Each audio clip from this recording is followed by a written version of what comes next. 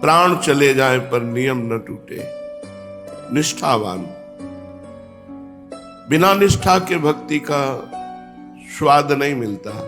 बिना स्वाद के भक्ति एक क्रिया मात्र होती रहती है और उपासक स्वाद लेता रहता है विषयों का।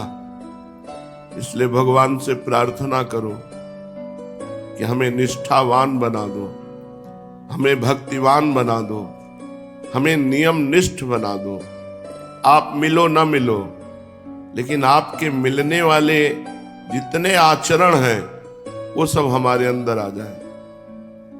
हम आपके लिए अपना जीवन अर्पित कर दें, हम आपके लिए विषय सुखों का त्याग करके निरंतर आपका स्मरण करें। हे सच्चिदानंद प्रभु, आपकी इस महामाया का हमारे अंदर सामर्थ्य नहीं है कि हम लड़ाई लड़ सकें और जीत सकें, इसलिए आप ही कृपा करो और इस माया को बरज दो, रोक दो कि वो हमें आपके भजन से विलग न करे। कष्ट दो, अपमान दो और सहने की सामर्थ्य दो, पर हमें निरंतर भजन का आशीष दो। और कुछ नहीं चाहिए, निरंतर भजन, हर समय आपकी लीला कथा नाम रूप सेवा, इसी में हम मगन रहे। भगवान के परम धाम की अद्भुत महिमा है। ये वृंदावन धाम प्रगट कृपा रूप से विराजमान है। वृंदावन में रहने का मतलब है श्री कृष्ण की गोद में रहना। वृंदावन वास का मतलब है कृपा में वास करना। हम हर समय कृपा में वास कर रहे हैं। श्री राधिका कृपा बिनु सबके मनन अगम्य, तो हम किशोरी जी की कृपा में वास कर रहे हैं। ये जो वृंदावन वास है ये किशोरी कृपा है। अब इसमें हमको निष्ठावान बनना पड़ेगा। पापान्यो च पुण्यमस्ति यदि ते वृंदावनम जीवनम, ये सबके लिए नहीं है, ये केवल उसके लिए है जिसने अपना जीवन वृंदावन बना लिया है। पापान्यो च पुण्यमस्ति, अस्ति माने है, उससे बनेगा पाप और परिणाम होगा पुण्य। क्यों? क्योंकि वृंदावनवासी, अखंड वृंदावनवासी, जिसने ते वृंदावनम जीवनम, जिसने अपने जीवन को वृंदावन में बना दिया, या वृंदावन जिसका जीवन है, अगर भूल से उससे पाप भी बन गया तो वो पुण्य प्रदान करने वाला बन जाएगा। ये बड़ी गजब की बात है। जैसे छोटे बच्चा से गलती हो जाती है, वो रोने लगता है, तो माँ उसे दंड नहीं देती, दुलार करती है और अच्छी अच्छी वस्तुएं खवाती है। यद्यपि उसने पात्र तोड़ दिया, कोई गलती कर ली, अपना अहित कर लिया, बच्चा रो रहा है, तो माँ उसे दंड नहीं देती। यद्यपि उससे गलती हुई है, उसको पुचकार करके दुलार देती है। तो वृंदावन प्रभाव सुनो अपनो ही गुण देत, जैसे बालक मलिन को मात गोद भर ले। पापान्यो च पुण्यमस्ति, इसीलिए वृंदावनवासी को छेड़ो मत, उसकी निंदा मत करो, उसे आज इस स्थिति में देखकर उपहास मत करो। वो उगता हुआ सूर्य है, जिस दिन कृपा का प्रभाव, तो उस दिन फिर तुम आंख नहीं मिला सकते।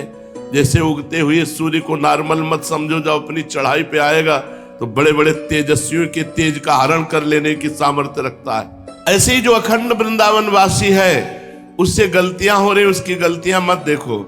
एक दिन वो इन गलतियों को रौंद करके दिव्य सद्गुणों वाला बन जाएगा। अब आगे के श्लोक में वृंदावन वासी की सावधानता का वर्णन करते हैं कि वो कैसे रहे, रहनी कैसे रहे। ये तो वृंदावन का प्रभाव बताया, अब रहनी कैसे। जब पिशाच लग जाता है तो केवल उसी के अनुसार बात होती है, वो अपने अनुसार बात नहीं कर सकता। पिशाच ही बुलवाएगा, पिशाच ही चिंतन करवाएगा, पिशाच ही क्रिया करवाएगा। स्त्री पिशाच्याहा, यदि आप स्त्री भोग की कामना से धर्म विरुद्ध आचरण कर बैठे तो पिशाच की तरह ये स्त्री आसक्ति लग जाएगी और आपका सर्वनाश हो जाएगा। और कुछ हाथ लगने वाला नहीं, आज तक किसी के हाथ नहीं लगा। इसलिए स्त्री साधक पुरुष की तरफ देखना, पुरुष की तरफ आकर्षित होना, और पुरुष साधक स्त्री की तरफ आकर्षित होना, स्त्री की तरफ देखना बिल्कुल बंद कर दो। कुछ नहीं है, कुछ नहीं है, केवल तुम्हारी दुर्दशा है, तुम्हारा नाश होना है, इसलिए तुम आकर्षित हो रहे हो, और कुछ नहीं है। मलमूत्र के द्वार है, मांस का पिंड है, नरक का दुख है, वो भोगते नहीं बनेगा। किसी के चेहरे पर अचानक दृष्टि चली जाए, दोबारा मत ले जाओ। ये मान लो, हमारी बात मान लो, अनुभव की बात कहते हैं। त्यक्त्वा संगम दूरतः स्त्री पिशाच्याः सर्वासानाम मूल मुद्धृत्य सम्यक। ये महापुरुषों की बात है। ये तीन ही संसार को बांधे हुए हैं, कामिनी, कंचन, कीर्ति। बड़े बड़े इन्हीं तीन खाइयों में गिर जाते हैं और सच्चिदानंद भगवान से मिलने का अवसर जो मानव देह में था उसे खो देते हैं। कौन सा सुख है? घृणित दुर्गंध युक्त द्वारों में सुख की संभावना। धिक्कार है हमारी मलिन बुद्धि को कि सच्चिदानंद भगवान परम पवित्र, परम शीतल आनंद प्रदान करने वाले, उनके नाम रूप लीला धाम में तृप्ति ना प्राप्त करके हम भोगों में तृप्ति प्राप्त करना चाहते हैं। हम बनते हैं साधक, हम बनते हैं उपासक, हम बनते हैं भक्त। कहाँ की भक्ति, कहाँ की साधुता है, कहाँ की उपासना है?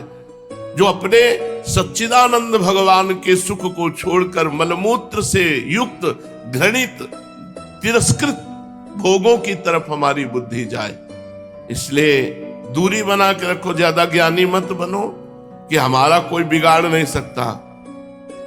शिव विरंचिका मोहई को है बपुरान, श्रृंगी की भृंगी कर डारी। जो मृगी से पैदा हुए थे, स्त्री को जानते भी नहीं थे, तो श्रृंगी की भृंगी कर डारी। भृंगी माने जैसे भृंगी कीड़ा नहीं भनभना के आसक्त कर लेता, आसक्त हो गए। जैसे पिशाच चढ़ जाए ऐसे चढ़ जाता है। कामी नारी प्यारी जी, उठते बैठते चलते फिरते वही चिंतन, वही दर्शन, वही। और जैसे जैसे चिंतन करो तो चिंतन में एक सुख मिलता है, और जब क्रिया करो तो वो सुख नहीं। फिर चिंतन, फिर क्रिया, फिर चिंतन, अनंत जन्म व्यतीत हो गए यही होते हैं।